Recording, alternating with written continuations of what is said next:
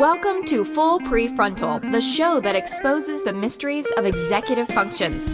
This show is a collection of conversations about the role of the prefrontal cortex, which impacts your focus, planning, problem-solving, emotional balance, and independence. These conversations will introduce mental tools that will empower you to shift your mindset for a successful life. And now, here's your host, Sucheta Kamath. All right, welcome back to Full Prefrontal, where we are exposing the mysteries of executive function. I am here, as always, with our host, Sucheta Kamath. Good morning, my friend. Good to be with you, as always. I understand we're going to be talking about aging and Alzheimer's today. Yes, we are. And, this reminds me of David Bowie's quote. He once said that if you are pinning for youth, I think it produces a stereotypical old man because you only live in memory. You live in a place that doesn't exist. Aging is an extraordinary process where you become the person you always should have been. I love that quote. And that, of course, is such a nudge for us to age gracefully. But yeah, today's topic, particularly from cognition and executive function, we will be talking about more towards the sunset years of our life. Not everybody's as lucky to have the intact set of skills or thinking, and that can cause a great disruption.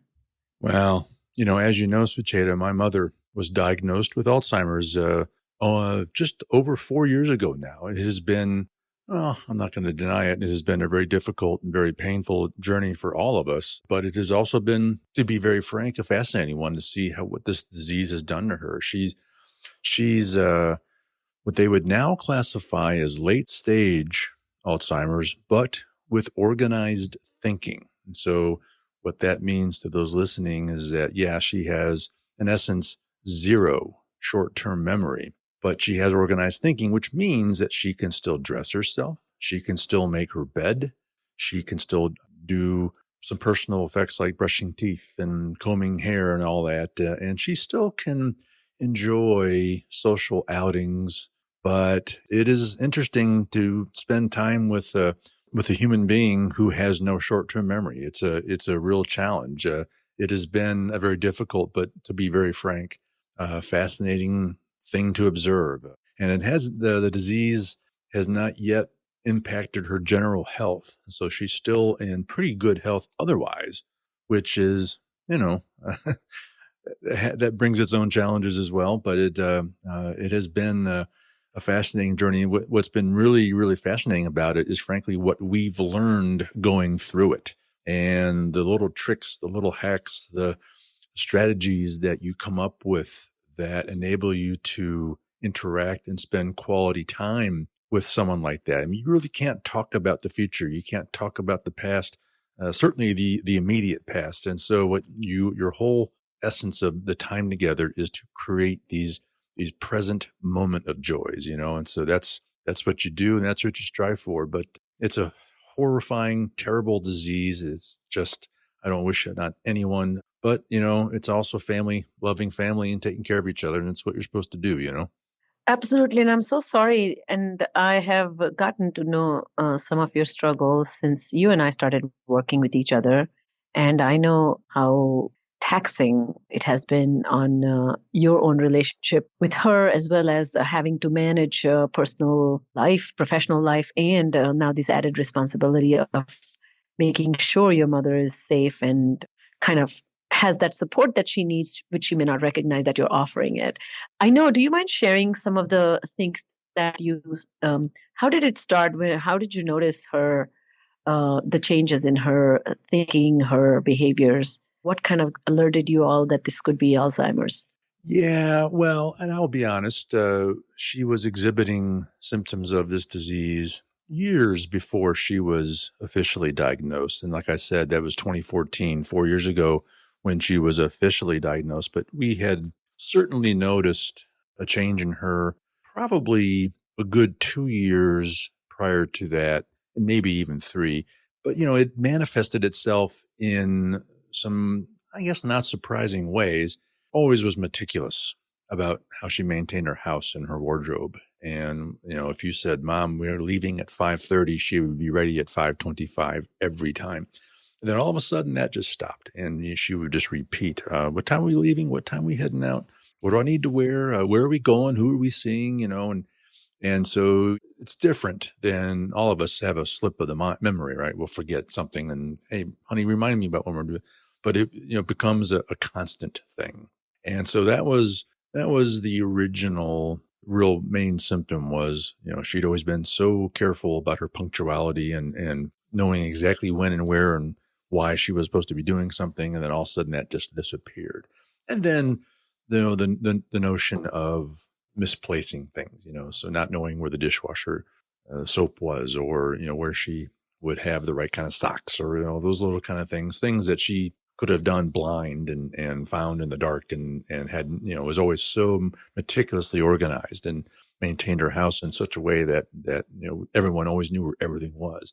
So, and that stopped, so, these things that had been demonstrated over her entire lifetime all of a sudden. And so that's when you get a real wake-up call that there is definitely something going on.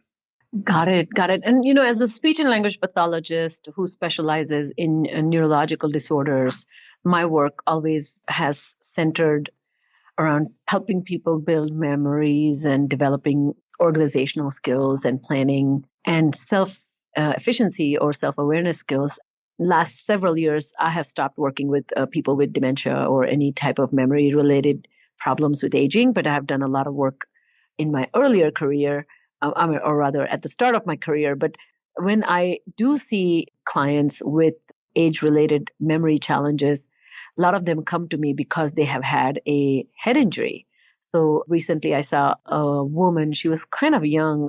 She was only 59, and she had climbed on this drop-down ladder from the attic to get something, and she fell backwards and hit an empty aquarium, home aquarium that she had, and she hit her head, the back of the head, and of course, the aquarium broke her fall, and that kind of got her to the hospital, to the then neurologist, and eventually she landed in my office for attention, memory, and executive function problems. But as I started working with her, a lot of my assessment was that she's not showing typical memory problems. They were looking like something she's having significant memory. Like what became very evident to me, one day she called me and she said, I am trying to get to you. How do I get to you? So I said, I'll text you my address. And did you lose my address? And she said, no, I am on my way to get to you. How do I get to you? And I couldn't understand that question. What was she trying to say? And so I said, where are you? So she said, I'm in the parking lot. And so I said, well, what parking lot? And she said, store parking lot. So I said, which store? So that was so not, that's very abnormal or an unusual way of describing post-head injury kind of thing. So basically, she, for a moment, had lost bearing of where she was in space and time. She couldn't figure out that she was in the Target parking lot, which was in Roswell, and she needed to come to Buckhead area, and she needed to take 400 and then take this exit. She kind of lost the bearing where she was. Anyway, that was the kind of thing I said that's extremely unusual. And then I started discussing more about her daily routines. And one of the things that was helping her not be detected or nobody getting suspicious, but she was extremely organized and she had systems and she was not doing a lot of new things. So anyways, I think this is such an important topic. And I know this is a veering a little bit into more than just executive function, but I do think that a lot of ways that people who are helping people manage family members require this understanding. And that's why I thought it would be great for us to talk about this guest I have today. He's a very special friend and expert, and I'm so excited. So let me tell you a little bit about him. Today we have Dr. Kenneth Kosik. He has served as a professor at the Harvard Medical School from 1996 till 2004. That's where I met him.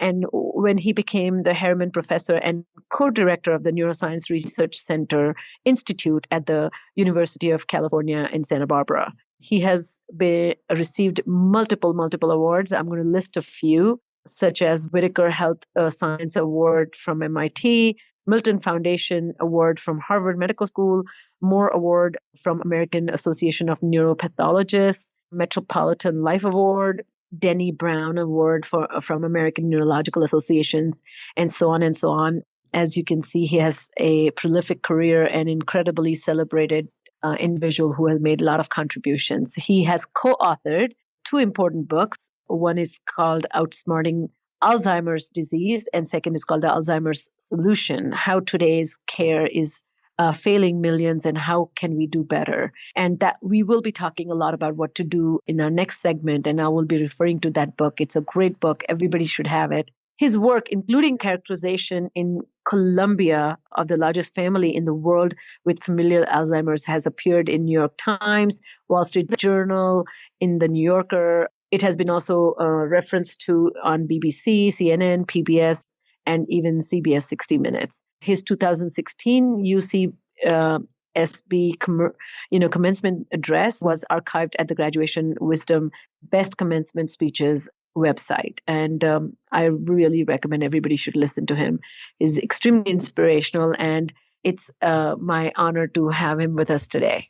Well, Sucheta, I learned something from every one of your conversations, but it goes without saying, I'm particularly looking forward to your conversation with Dr. Kosik. So let's get to it. Here is Sucheta's first of two conversations with Dr. Ken Kosik. Welcome to the podcast, Ken, and I hope you don't mind me calling you Ken instead of Dr. Kosik. I have had the privilege of knowing you and having seen you present and have had many banters with you, so I'm very excited to have you here. Thank you so much. Happy to be here. Let's dive into your expertise. You know, we all know we are heading towards old age, and yet we hardly think about it. Or maybe the truth is that we will be paralyzed if we think too much about it. But the fear of losing one's mental faculty can be a great concern to everyone. So for starters, do you mind walking us through the difference between brain farts, as I like to call them, related to old age versus dementia and Alzheimer's disease? Sure. So the individuals, as we get older, we all have some decline in our mental function. It's really kind of a slowing a little bit. It's not always necessarily decrease in intelligence or problem solving. In fact, some things like problem solving actually get better as we age. And it is really very common as we age to develop some retrieval problems, some difficulties in retrieving names, for instance, and memories are not always as accessible, whether they're short-term memories or long-term, but mostly short-term. And that's very common. Then there is a kind of a gray zone where people have those same problems, but they seem to cross over a line that really now begins to be worrisome. And because that line is a little bit indistinct, we have a lot of trouble about knowing for sure when an elder begins to have memory complaints, whether or not it's the opening shot of Alzheimer's disease or is part of what we might call cognitive aging is the term that's now used. Another term might be normal aging. There are a very small percentage of people that will maintain their cognition perfectly well into their 90s.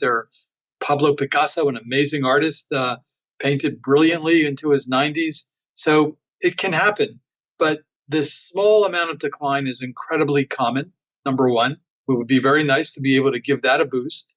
And number two is we want to be really, really increasingly vigilant as to detecting when a person is likely to go over the line and begin to step into an Alzheimer trajectory. Now, when we start to use the term Alzheimer's, a person is already fairly far along. They really have rather frank symptoms. You can talk to the person and you would very quickly know that there is probably something happening here. It wouldn't take very long. The difficult area is, as I mentioned, is this gray zone. And we have a word for that. It's called mild cognitive impairment. So there's a difference between what I called normal cognitive aging a moment ago and mild cognitive impairment. Mild cognitive impairment is probably on the way to Alzheimer's disease, whereas normal aging is not. So I love the way you kind of sorted it out and to get us started. One is that cognitive aging or the normal signs, and you don't like my unofficial term, brain farts, but yes, I get it. That's okay too.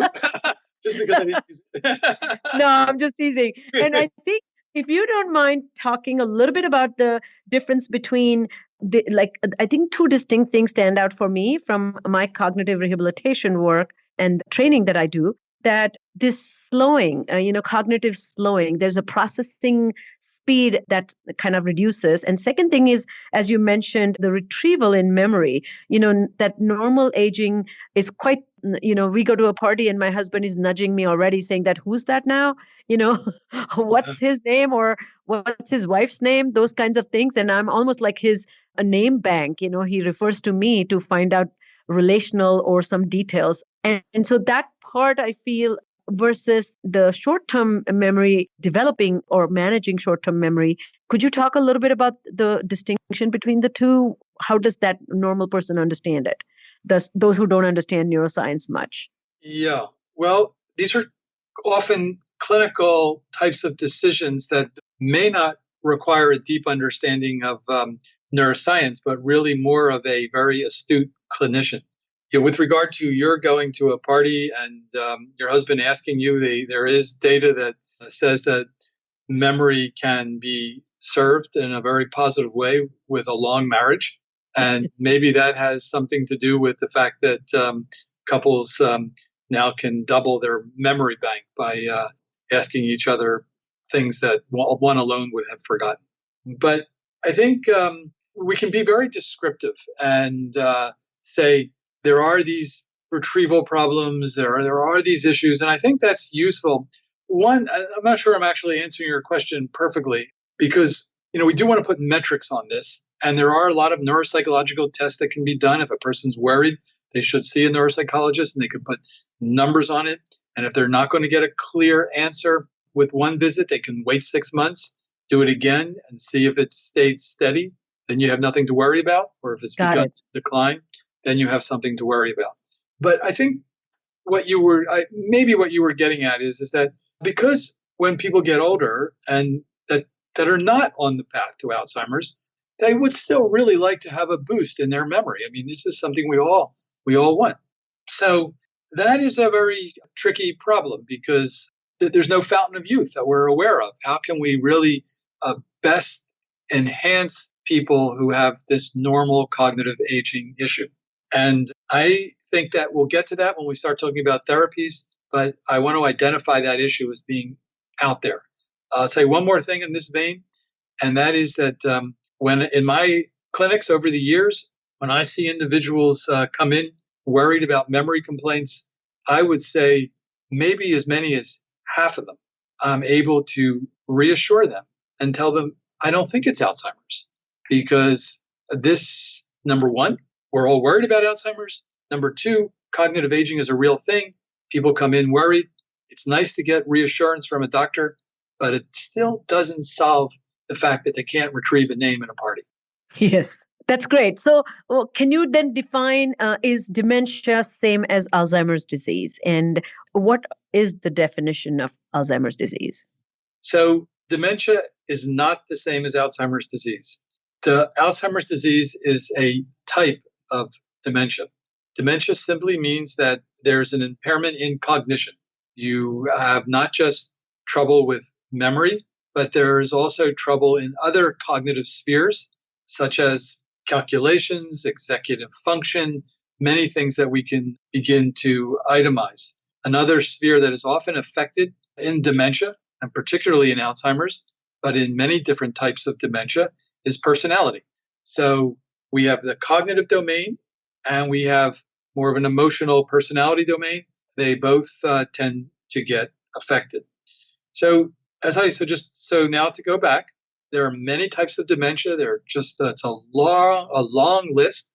When you see a neurologist, because you may be concerned about it, the job of the neurologist is to figure out what type of dementia you have, assuming there is a cognitive impairment. And if the neurologist then comes to the conclusion it's Alzheimer's, they're looking for the following things. One, very slow, inexorable course in which there has been progression of impairment over years, not over weeks or even months. This is a slowly progressive disease. I've had several examples where someone will come into the clinic and say, oh, my father went off to the grocery store and he got lost, couldn't find his way back home. And now they are concerned about the onset of a problem because the guy got lost. But all you have to do is ask the person, say, well, what happened before? And it turns out that a year earlier, he may have stopped keeping his checkbook. Maybe his wife took that over. And even before that, he might have been communicating a little less. So there's many antecedents to these precipitous events that people often pinpoint as the onset. Slow, inexorable course, number one. Number two, you really want to, I sort of alluded to this a little bit in my discussion of dementia, but it's particularly apropos for Alzheimer's, where you want to identify impairments in more than one cognitive domain, not just memory, as I said before, but if you can also say there's a personality problem, there's something else going on, that's important because Alzheimer's disease affects many regions of the brain. And if it's a pure memory problem, it's probably not Alzheimer's. There are other conditions that cause pure memory loss. And then there's a number of tests that can be done. We might want to go into that at some point to pin it down. Say one last thing, which is that often Alzheimer's disease until recently has been a diagnosis of exclusion. So it's very important for the clinician to do some simple tests that rule out other possible causes of dementia. There's just a few blood tests and other scans that can be done. We can talk more about that if you like. Yes. I mean, I was going to come to that part about how do you diagnose Alzheimer's. But so let me just quickly ask you this question. So the progression is slow, hence the person experiencing the symptoms himself may not be aware of this cognitive change or maybe chalked off as a normal aging related oopsies. And then second, as you said, that impairments in more than one domain, such as, executive function, personality, and those are more evident to other people. But a lot of times, many of these elderly folks are isolated or they are interacting with their peers or their spouses in isolation, and it may not be evident clearly. So do you think we should talk about the neurobiology of Alzheimer's, or do you think, would you like to go and talk about how to evaluate for Alzheimer's? Well, we can do both. Let's first just say a word about the neurobiology. The neurobiology really is in some ways simple because from the time of Alois Alzheimer, he very clearly pointed out that the brain fills up with neurofibrillary tangles made up of a protein called tau and these senile plaques made up of a protein called amyloid beta. They are pathological entities that accumulate in the brain. The tau protein accumulates inside neurons to make these tangles and ultimately strangles them, and then the cells die. The amyloid oozes out around the neurons in the interstices of the brain and ends up creating these plaques that are also damaging. And those are the two entities that were the classic hallmarks. They're easy to see under a microscope. Until recently, they've been impossible to see in a living individual. So this does go neatly into your question about evaluation, because now, and when I say now, I mean really only in the last couple of years, we can actually image these two classical hallmarks directly in a living person. These are called PET scans, one PET amyloid, the other PET tau, that allow us to see that pathology and make diagnoses in the living individual if there's some question. And is it recommended? Is it essential, or is it more important and relevant in a person who is younger than typical age of onset for Alzheimer's? Yeah, very, very good question. So these tests are actually not recommended, not because they're dangerous or anything like that. They are expensive, and because there would be no treatment implication at this time if your test is positive or negative, they're not widely recommended. They are recommended if one is in doing research. If you're trying out a drug and you want to see if that drug is actually affecting the stigmata of Alzheimer's disease, the plaques and tangles, then it's mandatory. Then you have to do it. So these tests are important to validate drugs, number one. And then number two is exactly what you said. Sometimes we have cases that it's really unclear. They're so young. Why are they getting a disease that looks like Alzheimer's? So if we're perplexed clinically, that would be another reason to order these tests. What's the age range when somebody gets diagnosed with Alzheimer's, and when is it too young to be having Alzheimer's? Well, as you probably know, there are genetic forms of Alzheimer's disease where people have gotten it as young as in their 20s. That is remarkably young. Yeah. But there are other families more commonly, and when I say more commonly, I'm still talking about a rare condition in which there is also a genetic cause, and they tend to get it in their 40s or 50s. Let me say a word to sort of unpack that a little bit, because the genetics is something that it's important to understand in this modern world where genetics is available to all of us. You just send away your saliva or your blood, and you get your genes back from various companies. So in the case of Alzheimer's disease, there are a small group of people, probably less than 1%, who have these really bad genes. They're bad in the sense that they have a very high likelihood of causing early onset disease, usually, as I say, in the 40s or 50s, but as young as in the 20s. It's inherited. The technical word is an autosomal dominant. That means that it's inherited from one generation to the next. And each child, if the parent has the gene, each child has a 50% chance of inheriting it. Just like you have a 50-50 chance of giving birth to a boy or a girl. If the mother has it or the father, doesn't matter which one, the child has a 50-50 chance. So in a large family, you might, see half of the children have it. And these genes are, if you have the gene, they're what are called, another technical word here is they're highly penetrant. So if you have one of these genes, you're very likely to go on and get the disease. Fortunately, they're rare. There's, as I say, very low percentage. Now let's go over to the remaining 99 or 99.5% of people. We call all the rest of the people who get their disease at a later age sporadic disease. But it doesn't mean they're totally home free with regard to genes. We do know that if you have a parent with Alzheimer's disease, your risk goes up a bit, not hugely, but it does go up. So there is something that can be inherited. And we now know that one of these genes that is now common, maybe 25% of the Caucasian population. We know less about those numbers in other groups, but it's probably a very similar number in everybody. About 25% of people will have a risk factor gene called ApoE4. If you have that gene, your risk goes up. So there are these genetic factors that are going to alter your risk. So, wow, so much you have given us to think about. So if your parent has Alzheimer's disease, does that mean you're automatically likely to have some risk? And is there a way to evaluate that risk? Well, the first one, I would say no. If you have a parent with a disease, you don't want to just spend all your time worrying about it, because while your risk goes up, it goes up a very small amount. If we look at all people that have a parent with Alzheimer's disease, the risk for the child is not very much higher than the risk for people whose parents do not have it. Really? It's a little bit higher, but not much. So the first question I would ask is, if your parent has it, how old were they when they got it?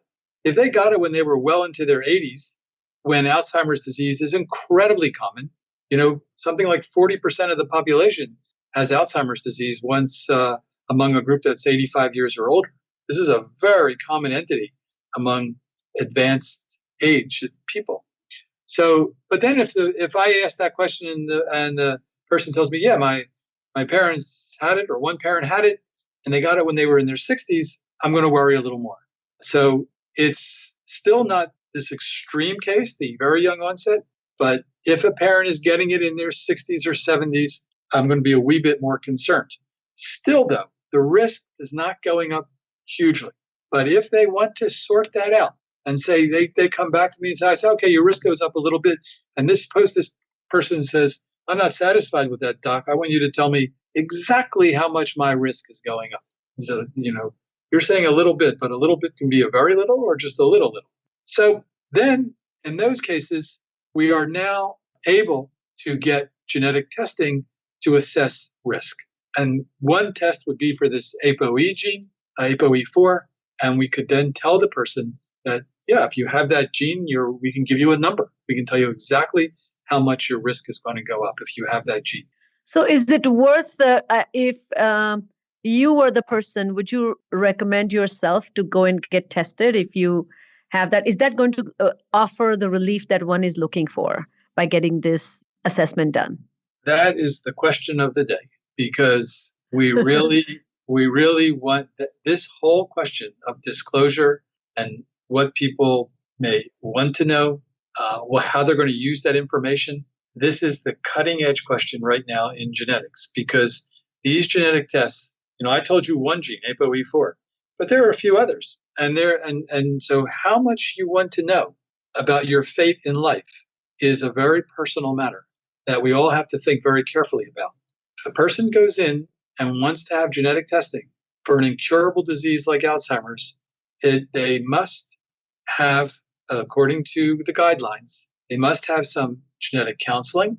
They must have a companion with them when they get the news. And because these are very weighty matters, they don't just affect the person who's getting the test, but it also affects their children. So it's a very important question you're raising. Oh, my goodness, you're giving me so much to think about. So now that you talked about genetics, can you talk a little bit about non-genetic factors, such as person with multiple concussions or a person who has not received high education? Does that impact their chances of getting Alzheimer's in their old age? We don't have a super clear answer on your question about multiple concussions. And I'll come back to that second. First, let me answer your question about education, where the answer is a little bit more clear. We have very good statistical epidemiological evidence that people with high levels of education are relatively protected from Alzheimer's disease. What we've come to learn is that protection doesn't mean they're not going to get deep in their brains the plaques and tangles. They'll get it like everybody else. But because of their education, they're a little bit more resilient to showing the clinical signs, the memory loss. Over the years, due to their education, they've developed more connections in their brain, more synapses. They can retrieve information in multiple different ways. They may be able to identify a bird, say, not just by its look, but by its song. And these ways, these different routes that you have to memory tend to be a little richer, perhaps, in someone who is, who I would say is educated for sure, but education doesn't just mean formal education. It means people that have kept their minds active, even if they don't have a whole stack of degrees. Now, so bottom line, education can stave off the symptoms, but not the underlying pathogenesis. Now, for your question on concussions, here's where it's more murky. We have pretty good evidence now that repeated head trauma, even if that head trauma is not a frank concussion, repeated head trauma can lead to a kind of dementing illness, but we are still unclear whether or not that illness is strictly Alzheimer's disease, because we also know there are other entities that multiple concussions lead to, perhaps more commonly than Alzheimer's. So just to rephrase that, multiple concussions may increase your chances of getting Alzheimer's disease, but more prominently, it increases your chances of getting another type of dementing illness that goes by the name of chronic traumatic encephalopathy, or CTE. This has been a very popular topic lately because so many football players have come down with this condition. Got it. So is Alzheimer's disease more common than all collective types of dementia? Yes, we can clearly say that the most common form of dementia is Alzheimer's disease. And then is the chronic traumatic encephalopathy, does that affect equally or more than typical dementia and less than Alzheimer's, or do we have any understanding of that? We don't have good epidemiologic evidence for how prevalent the chronic traumatic encephalopathy is. I don't think it's possible. I'm sure it's not as common as Alzheimer's, but how common it actually is not known. Got it. So as we come to close up this discussion, can you talk a little bit about executive function and aging, as well as executive function and Alzheimer's disease? Because typically people think about memory as a standalone feature or forgetfulness, but it's also that disconnection between past and present, which helps us formulate ideas about the future. That becomes a huge problem for people with these progressive degenerative problems. So do you mind talking about that? Of course, those are very intriguing ideas. The idea about the use and the purpose, perhaps, if we can use such a strong word, of memory is not so much to help us recollect the past, but to plan for the future. And when you think about memory in that way, that it's a tool for the future, not necessarily for the recreating the past, there's really no necessity for memory to be completely accurate. The only people that really expect an answer to questions like, what were you doing on May 5th, 2016? We don't have that kind of memory. And the only people that expect an answer to questions like that are attorneys. We really don't have memories that are, video recorders. Our memories are picked up in fragments. They get processed. Information is missing. Information can be added. And what the processing is all used for is for us to better plan for the future, to be strategic, and to be able to make accurate predictions about the future. That's all we need.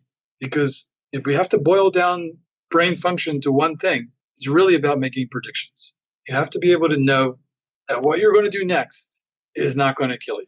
And that is critical. I love that. And that is actually the essence of executive process, which is being able to predict whether it's trajectory of your performance, your future outcomes, your current connection to the future self. All those predictions are happening as we speak. And that's also the component of motor planning. How do we execute, right? So as we close today, you have dedicated your career to this studying Alzheimer's. What drew you to this topic? Because it is kind of very troubling, and you must have seen in your clinical life a lot of sad stories, or that have weighed on you. What do you see in this that makes you so engaged and hopeful about this? Well, I would say it's the science that drives me. This is, I am always moved by patients. I like to see patients, but the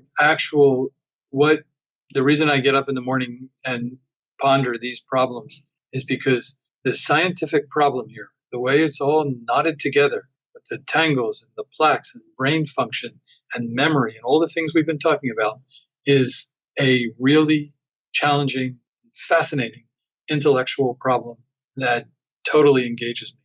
Well, thank you so much for coming on the podcast. You have brought your wisdom and deep knowledge, and many listeners are going to benefit from it. So I'm really grateful for your time. Thank you, Ken. Thank you. All right. So that was Dr. Ken Kosik. As I suspected, Sucheta, especially personally for me, a really great conversation talking about Alzheimer's and dementia. An awful lot that I learned from this conversation, I can assure you. Any initial thoughts here you want to share? Yes, and such an important conversation to have. And Ken is such a wealth of information, and I'm so grateful to know him as a friend. So here's what triggered in my brain as I was listening to this conversation, that we didn't get into this, but the idea of normal aging. This didn't come up, but literature talks about something called crystallized intelligence, which refers to the accumulation of information or knowledge based on one's life experience. So, for example, the crystallized intelligence is made up of skills and ability and knowledge that is well-practiced, overlearned, and very familiar. So, for example, knowing the capital of a country when we have, or vocabulary items, or knowing the meaning of the words that we have learned early on, and they become crystallized, they become permanent, imprinted in the brain. Funny thing is that research shows that what's described as crystallized ability, it either remains stable or it even gradually improves at the rate of zero point zero 0.02 to almost 0.003 standard deviation per year through the sixth and seventh decades of life. So hence, compared to the younger adults, the older adults tend to perform better on tasks requiring intelligence that's based on knowledge, or tasks that require accessing prior knowledge, and that goes into problem solving, for example. In contrast, then there is something called fluid cognitive domains, which includes skills like speed of processing, psychomotor ability, and memory, and even executive function. So it refers to skills and abilities that involve reasoning, problem solving, taking decisions, kind of prioritizing. And these set of skills, they are fluid. And the reason they're referred to as fluid skills is because they're not dependent on past knowledge or prior learning. It is literally refers to application skill. How well do you apply the knowledge that you have? So a simple example, which is not the best example, but if you want to open a can, you take a can opener and you use the can opener to open the can. What if you have a can opener that is not yours, and you are, let's say, Todd, you're visiting me and I give you my can opener, by the way. You will spend extra minutes figuring out how to use that can opener. And that knowing how to open cans using a can opener is your prior knowledge, but how to operate this particular can opener may be the reason your processing speed may be slowed down because you're unfamiliar with the task itself.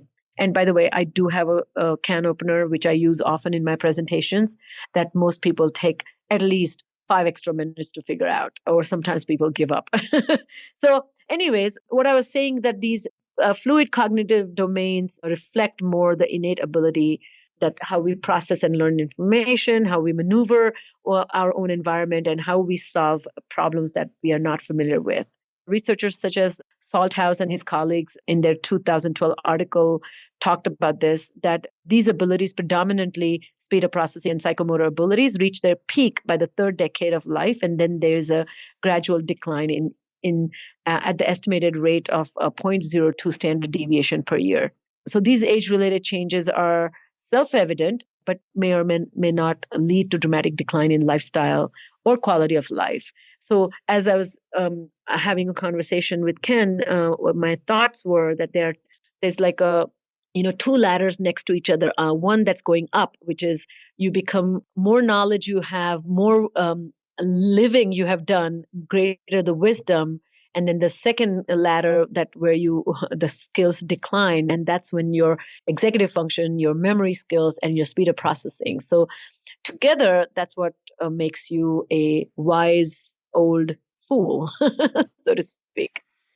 Well, just thinking about the can opener. I mean, we mentioned my mother at the top of the show. She's at that phase of this disease now where she can open a drawer and she won't know what that is. She'll pull it out and she'll say, I don't know what this is. I don't know what I'm supposed to do with it. Now, she's still at the phase, though, that when I explain it to her or show her, then she recalls it and then can use it just fine. But she's also at the phase where any given day she may know exactly what it is. The next day she doesn't. So it comes and goes, which is very common in that disease. So I'm very familiar with how not understanding what a can opener is, or whatever the device is, a toothbrush from time to time, or an umbrella even. I mean, it's just been interesting to see what she remembers and what she doesn't, and then how it changes from day to day. It's fascinating stuff. All right. So continuing on, I think it's important also to understand that all these age-related changes that you're talking about, I mean, it goes just beyond forgetting why you walked into a particular room, right? Yeah, I mean, getting older is certainly not a picnic. We kind of have discussed that, and it's commonsensical, I guess. And there's a small amount of decline in mental function that everybody experiences. And, I Forgetting names comes to mind that we have talked about. So on the other hand, the onset of dementia tends to be gradual and insidious, and the early symptoms can be easily dismissed as normal aging. Hence, they can be missed. And my conversation with Dr. Kosik was about these three distinct categories when we talk about these changes in cognition, and in fact, not just limited to cognition, but general social and emotional welfare.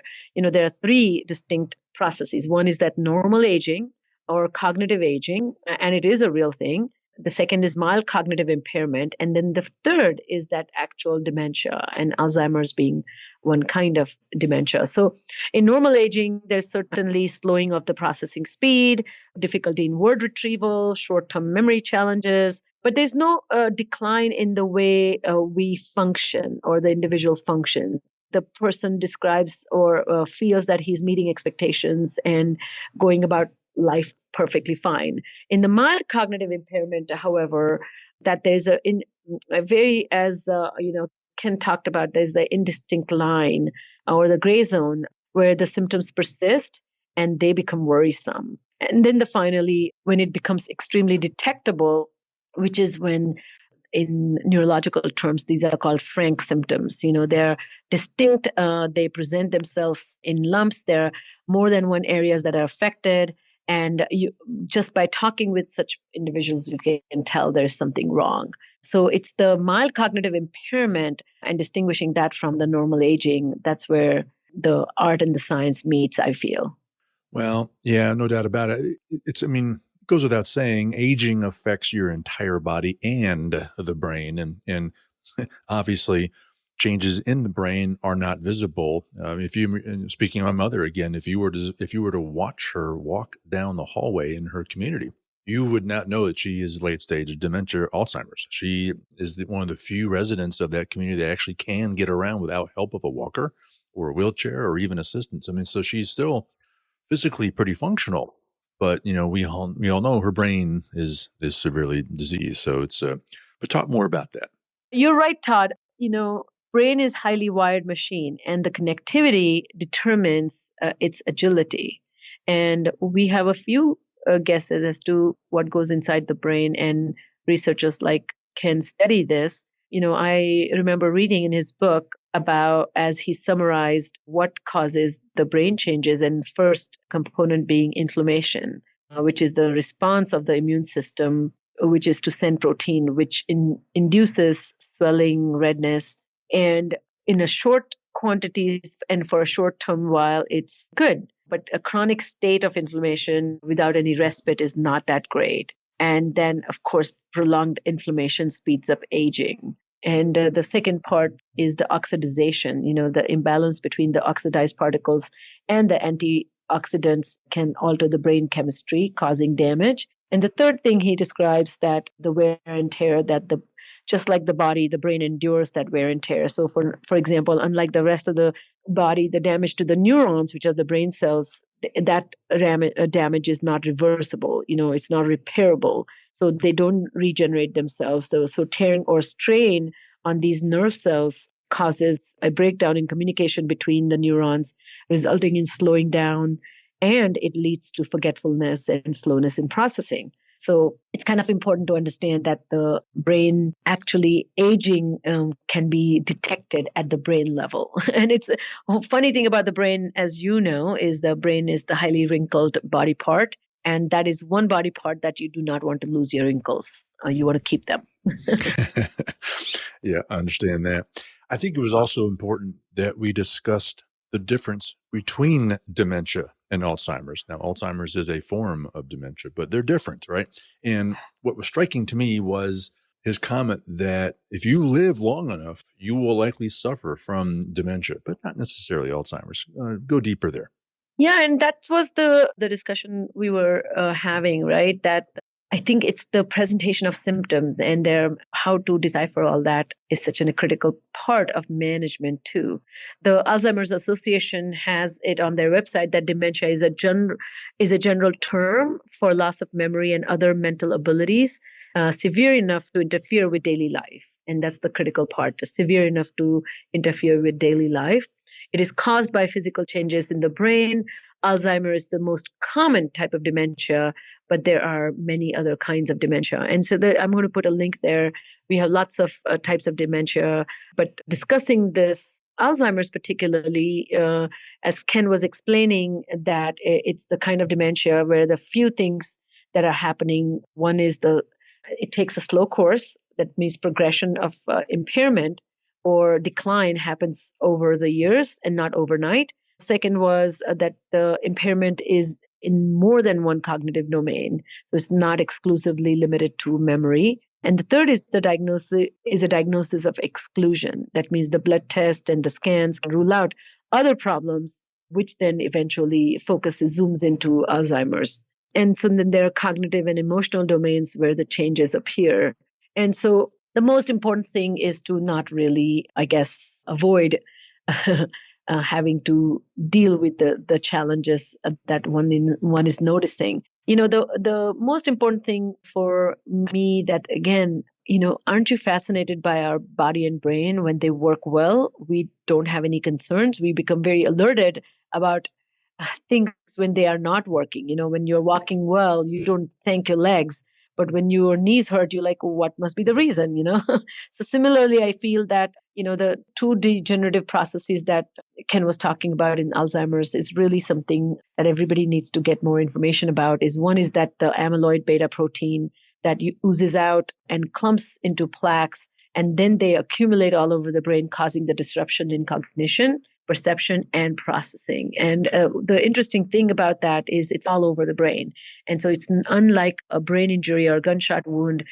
We call that a diffused versus focal injury. So this is a very focal, this is not focal at all. And second thing is that he talked about tau protein, which causes the neurons to misfire, and eventually it causes them to die. And of course, the tau protein help neuron maintain their structure and function, and without them, there's a disruption in the way brain functions altogether. So most important thing about memory, is of course, it's the synaptic connection. That means the two brain cells, neurons, are communicating each other through exchange of impulses, electric impulses, and more robust the exchange, greater the communication, and greater cognitive ability and memory, and less firing or less and less communication between the neurons. That means less and less chances of that area of the brain being cognitively robust. And that's exactly what happens with Alzheimer's. And so that almost like what comes to visualization comes to mind is like a dimming, light that begins to dim and then flicker and then not work. Similarly, there's a diminished kind of intensity to the volume to that communication that happens between the neurons. And that decline causes the end of one's robust cognitive functions, I guess. Yeah, that's what has been. I don't want people to get the wrong idea when I say it's been fascinating to observe this, because it's been cruel and horrible, but it's been an amazing process to observe, because this dimming process is exactly what my mom's gone through. It hasn't been this slow, unnoticeable, gradual change. It's like she goes through like these plateaus, right? There's these stages where she evolves into a state and then exists that way for a while, and then there's a noticeable sudden kind of change that then lasts for another while. I don't know how her course will always be, but dimming is an interesting way to think of that. So fascinating stuff. Goodness gracious. So gosh, before we go, Sucheta, any concluding thoughts? Yeah, I've been thinking a lot about aging and age-related changes. And, recently there's a book that I was reading, that Old Masters, Great Artist in Old Age, written by Thomas Dormandy. And he talks about that all the case histories point in one direction: the extraordinary flowering of artistic genius in old age. So he particularly in this book talked about these incredible artists who continue to be robust in their practices and in prolific artists and produce some incredible work. For example, Monet, when we think about Monet, we think about water lilies. And you know this, that the water lilies is not a name of a single painting, but it's rather a series of works. And Monet painted about close to 250 water lilies. And it was a subject that he kept revisiting throughout his life. When Monet turned 82, he was diagnosed with severe cataract in his right eye and a mild one in his left eye, which made it impossible to see. And then Monet underwent 3 cataract surgeries on his right eye, which did not give him any relief. In fact, his eyesight, I think, got worse. But he continued to work. He painted water lilies during this time, titled Japanese Bridge, and you can look it up on the web, but it's dominated by reds and oranges, which is so beautiful and vibrant, which kind of invokes this sense of vibrancy. So even though he wasn't functioning at his best, he still persisted and produced this incredible thing. And when he died in 1926, the paint on his last water lily was still not dry. Why am I talking about this? That there's so many artists, including Monet, who continued to be wonderfully productive and wonderfully functional till the end. Michelangelo was 89 when he died. Matisse, when he died at 84, was still very artistically engaged. Picasso at 91 was a prolific art producer. O'Keeffe, same thing, 98.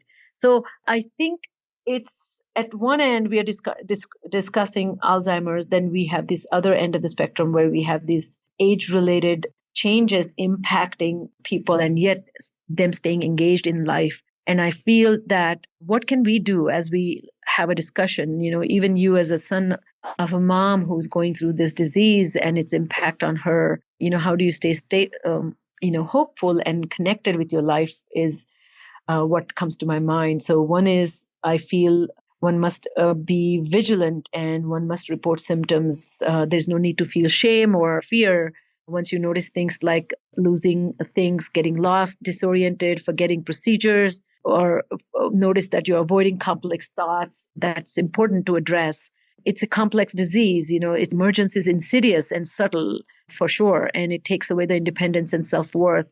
It affects family, and managing loved ones' need is a top concern for everybody. And so we must take this seriously, but I think we must stay engaged and as helpful. And the last comment I will make is about executive function. The kinds of executive function symptoms that are evident in cases of Alzheimer's are difficulty planning and problem solving, difficulty in completing familiar tasks, kind of determining time and place of execution, finding the right words to use to describe ideas, take difficulty in making decisions, particularly complex decisions such as planning a vacation, weighing options, choosing the right insurance, signing up for services. All those require complex abstract comparison and contrasting and taking multiple factors into consideration. And that can be really, really difficult.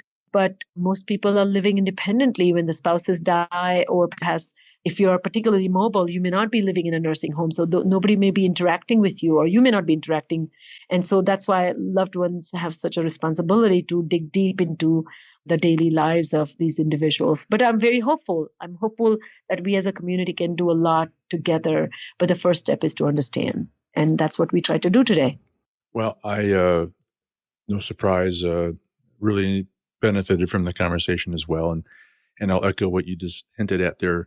Yeah, there's the Alzheimer's patient that we have to think about, care about, manage their care and look after them. But, the caregivers are suffering through this as well. And I'm blessed to have a supportive family to help me get through that. But that is something that you must be very mindful of when you're going through this for a loved one who's suffering, because the caregivers, they have a hard time with this, and they need support and care and love as well. So that's almost as equally important a part of this whole conversation than just the patient. So great stuff. Well, I am very much looking forward to our next conversation with Dr. Kosik. I believe he's going to share with us a couple of hints about how we can do some things now to be proactive and try to prevent this. So it's going to be a great conversation. All right, well, that's it for today. On behalf of our host, Sucheta Kamath, and all of us at Cerebral Matters, thank you for tuning in and listening today, and we look forward to seeing you again right here next week on Full Prefrontal. Thank you for listening to Full Prefrontal, exposing the mysteries of executive functions. To contact our host, Sucheta Kamath, and learn more about her work on improving executive functions, visit her website at cerebralmatters.com. That's cerebralmatters.com. Tune in next week for the next informative episode of Full Prefrontal.